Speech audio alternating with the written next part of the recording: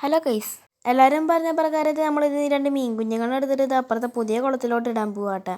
അപ്പോൾ അതേ നമ്മൾ 2 മീൻ കുഞ്ഞുങ്ങളെ തന്നെ എടുക്കണമല്ലോ. വലുതിനിട്ട് കഴിഞ്ഞാൽ എൻ്റെ അടുത്ത് മീൻ തിരിയും. കാരണം പിശുക്കൊന്നുമല്ല, കാരണം എൻ്റെ കയ്യിലിപ്പോൾ മീനുകളെല്ലാം സ്റ്റോക്ക് കുറവാണ്. അതുകൊണ്ട് തന്നെ ഇപ്പോൾ മീൻ കുഞ്ഞുങ്ങൾ മാത്രമേ ഇടാൻ പറ്റത്തുള്ളൂ. അപ്പോൾ കൂടുതൽ കമൻറ്റ് വന്നിട്ടുള്ള മീൻ കുഞ്ഞുങ്ങളെ ഇടാനായിരുന്നു.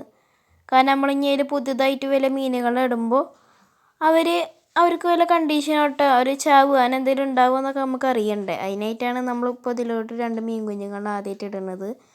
ഇനി ഇവർക്ക് എന്തെങ്കിലും കുഴപ്പം പറ്റുമോ നോക്കണം. ഇനി നമ്മൾ കല്ലുപ്പൊക്കെ ഇട്ട് കണ്ടീഷനാക്കി വെള്ളമാണ്. മീൻ കുഞ്ഞുങ്ങൾക്ക് വലിയ കുഴപ്പമൊന്നും ഉണ്ടാവത്തില്ല. ഓരോരോ ജീവൻ തന്നെയല്ലേ.